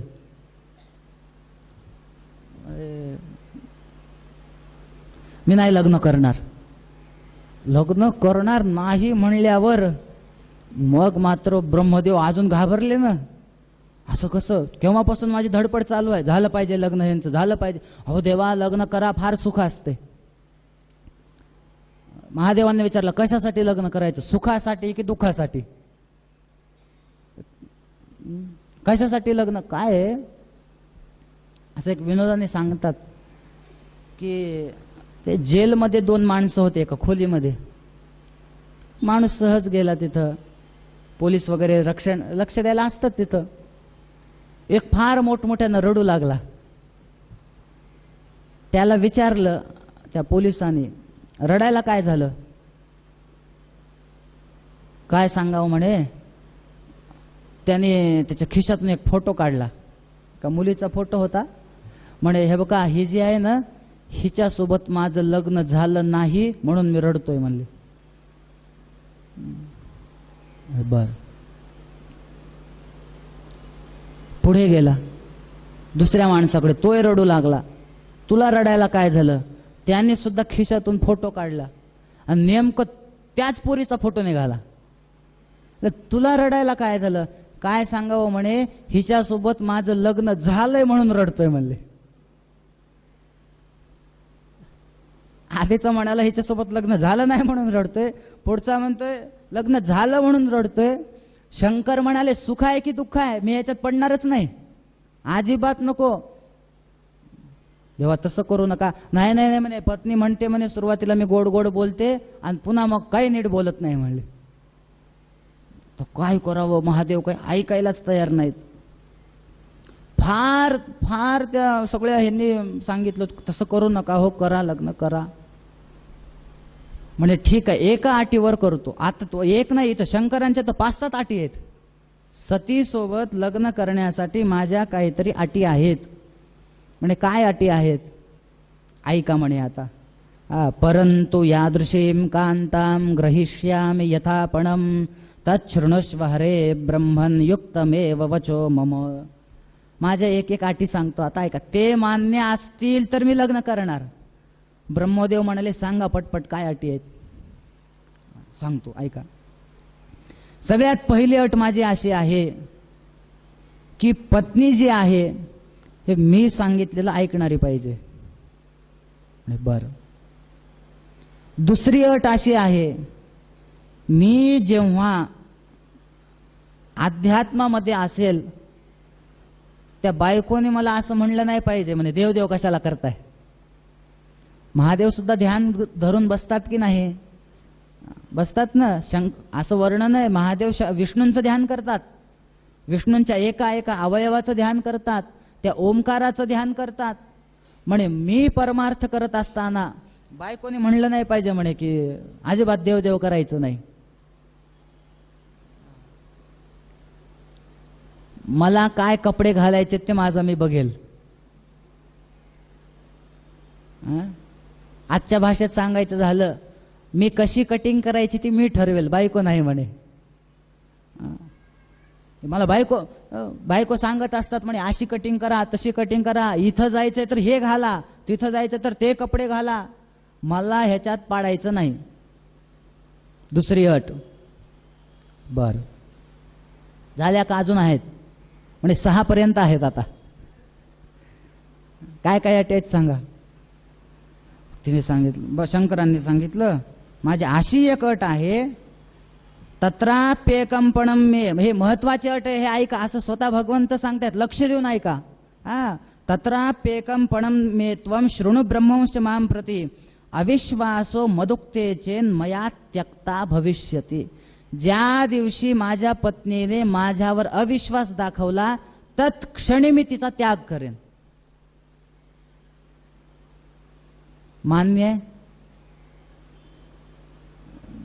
त्या ब्रह्मदेव इत्यादिकांनी सांगितलं, तुमच्या सगळ्या अटी मान्य आहेत म्हणे. याचं कारण असं, मला सांगा, सती तुमच्या प्राप्तीसाठी तप करते, तुमचं कशाला ऐकणार नाही? तुमच्यावर अविश्वास कशाला दाखवेल? काही अजिबात तुम्ही तयार व्हा. असं एक काम करा, तुम्ही जा, एकदा दक्षाला बातमी द्या, महादेव तयार आहेत. गेले. दक्षाला सांगितलं, म्हणे असं असं आहे आणि विवाह करायचा आहे, तर कसं करावं? तयार आहेत शंकर, काही हरकत नाही, लावून देऊत म्हणे लग्न. आणि मग असं वर्णन आहे की महादेवाला बोलवण्यासाठी दक्षाने विचार केला, मी जाऊ का दुसरं कोणाला पाठवू आमंत्रण द्यायला. पण नंतर विचार केला, स्वतः गेलेलं थोडं जास्त चांगलं.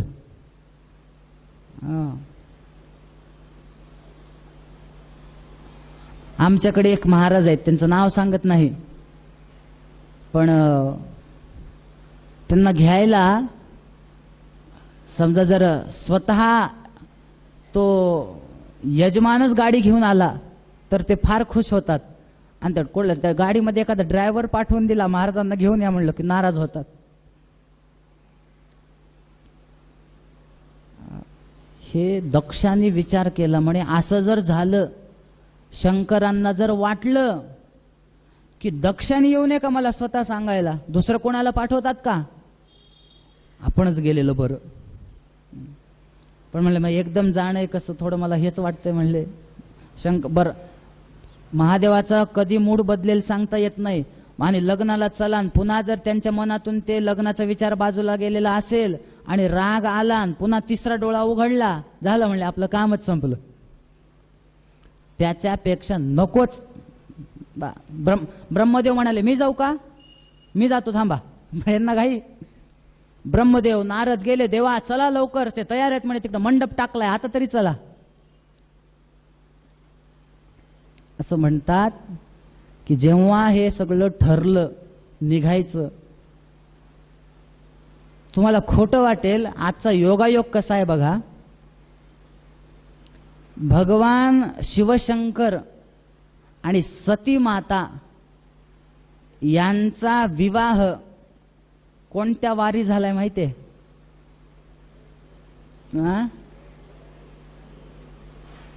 भगवंताचा विवाह योगायोगानं आजच्याच वारी झालाय. काय योगायोग असेल? तुम्हाला मी सप्रमाण सांगतो, त्या दिवशी रविवार होता. तुम्ही म्हणाल तुम्ही होतात का लग्नात? तुम्हाला कसं कळलं रविवार होता? ऐका, कुठला वार होता? लग्न कधी झालं? अथ चैत्रसिते पक्षे नक्षत्रे भगदैवते त्रयोदश्यान दिने भानौ निर्गच्छत समहेश्वरः. भानुवासर, भानु म्हणजे आहे की नाही? रविवारी शंकर आणि सती माता यांचा विवाह झाला असं वर्णन आहे चैत्रामध्ये. फक्त महिना ते नाही, पण वार तरी आला ना चैत्रामध्ये. ठीक आहे. आता बघा, त्या लग्नामध्ये सुद्धा एक फार विशेष घटना घडलेली आहे बरं. हे लग्न मी महादेवांचं मुद्दाहून लवकर सांगितलं. काय, उद्या शिवशंकरांचं आणि पार्वतीचं ते तर एवढ्या विस्ताराने वर्णन आलेलं आहे. ते शंकराचं वऱ्हाड कसं निघालं, शंकरांनी काय काय वस्त्र धारण केले, शंकरांचा मेकअप कसा होता, लग्न झाल्यानंतर लग्नामध्ये काय काय घोळ झाले, पंक्ती कशा बसल्या, त्याच्यानंतर जाताना पार्वती मात्या कशा रडू लागल्या, हे फार लांब वर्णन आहे. त्याच्यामुळं म्हणलं मग हे सती मातेचं पटकन सांगावं, म्हणजे पार्वती चरित्र जास्त घेता येईल.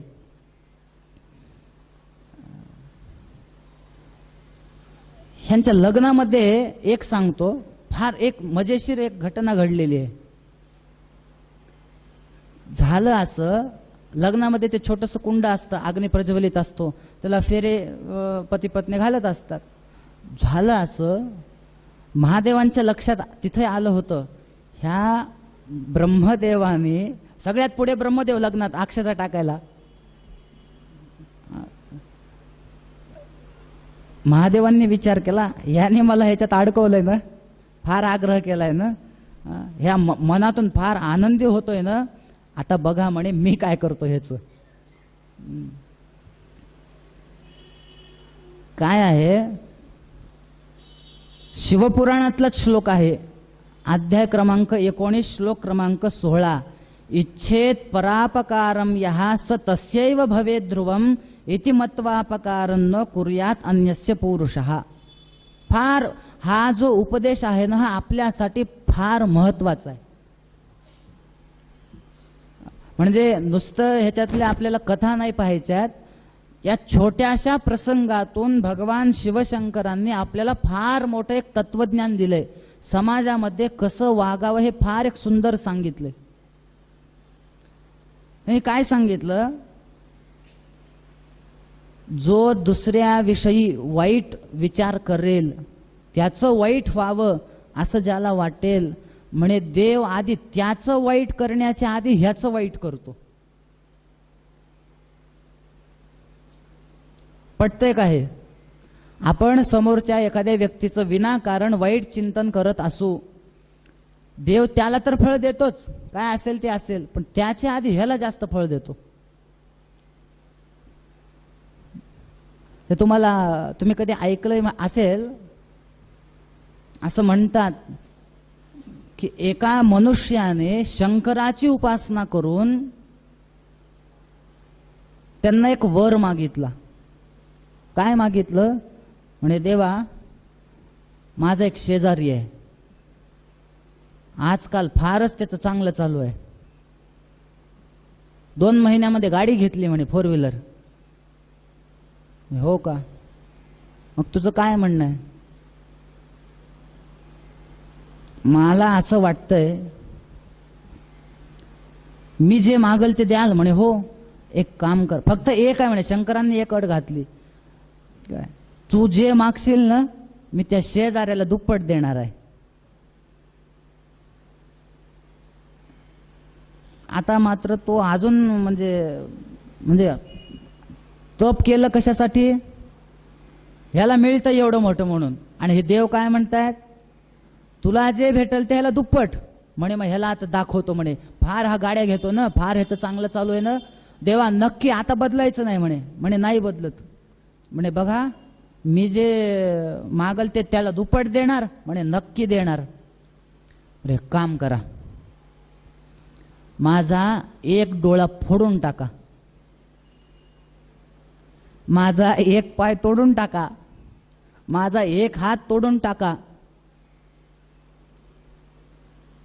म्हणजे काय होईल? ह्याच्या मनात भावना काय? माझा एक डोळा गेला की ह्याचे आपोआप 2 गेले, माझा एक पाय गेला ह्याचे 2ही गेले. पण त्याच्यामध्ये त्याने हा विचार केला नाही की आपण एवढे चांगले असताना आपला एक एक चाललंय. दुसऱ्यांवर अपकार करताना आधी आपली सुद्धा काय परिस्थिती होईल याचा विचार केला पाहिजे.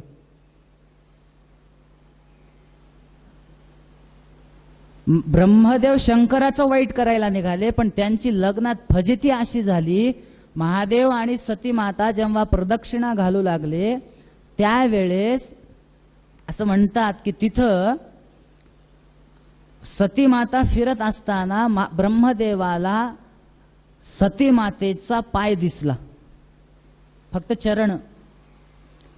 ब्रह्मदेवा आता शंकरांच्या मायेने मोहित झालेले, आणि सती मातेचा पाय जर एवढा सुंदर असेल तर तिचं तोंड किती सुंदर असेल. मला पूर्ण बघायचंय आता सती मातेला, तोंड पण बघायचंय असं. पण आता बघायचं म्हणलं, एवढे लोक लग्नाला आलेले, तोंडावर तो पदर घेतलेला, महादेव सोबत आहेत, फिरतायत, मग मी जर सगळ्यासमोर जाऊन असं ते हे जर वर केलं, पदर जर वर केला ते तोंड बघण्यासाठी, तर लोक हसतील ना मला.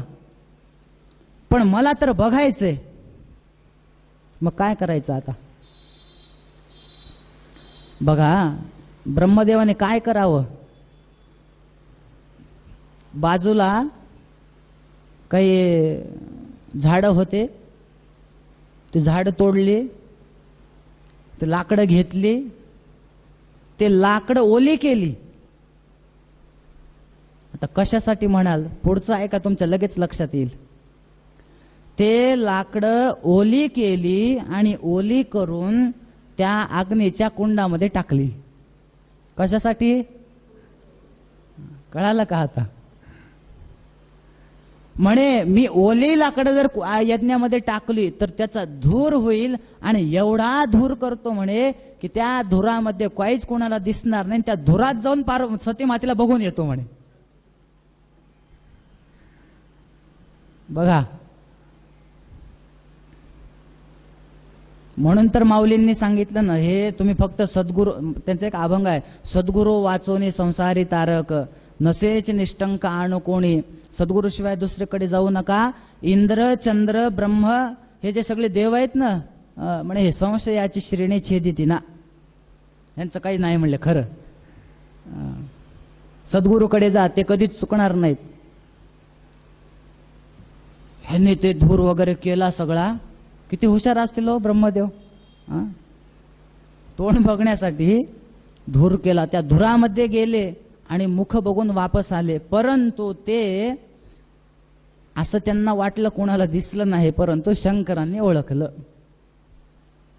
ओळखल्या ते फेरे थांबवा म्हणे. झालं काय झालं? म्हणे ब्रह्मदेवाने अपमान केलाय, अपराध केलाय. म्हणे काय केलं? असं असं केलंय. ब्रह्मदेवा खरं तुम्ही केलं का? असं कोणालाच दिसलं नाही, सगळ्याच्या डोळ्यात धूर. मग मात्र ब्रह्मदेवाने विचार केला, हे ना आपल्याला पकडलेलं आहे, आता खरं सांगायला पाहिजे. म्हणे मी हो केलं, तसं केलं. म्हणल्या महादेवांनी तर बास मारायलाच सुरुवात केली. म्हणजे झाला आता याला जीवच घेतो. तेवढ्यामध्ये विष्णू आले. विष्णूंनी सांगितलं तसं करू नका, मारू नका म्हणे तुम्ही. माणूस आहे, चूक होत असते. वाटलं तर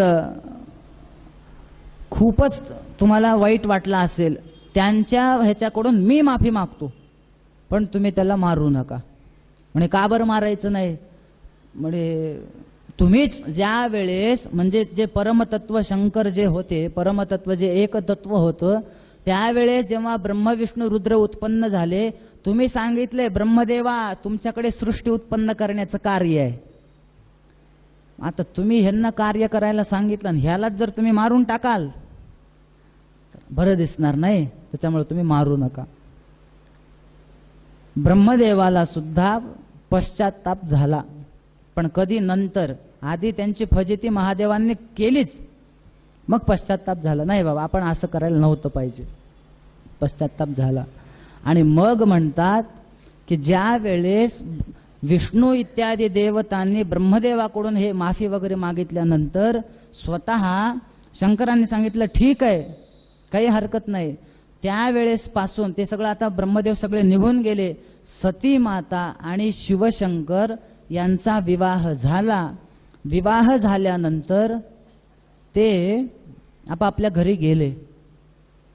घरी गेल्यानंतर आता मात्र सती आणि शिवशंकर यांचा संसार जो आहे ना, हा फार बघण्यासारखा आहे बरं.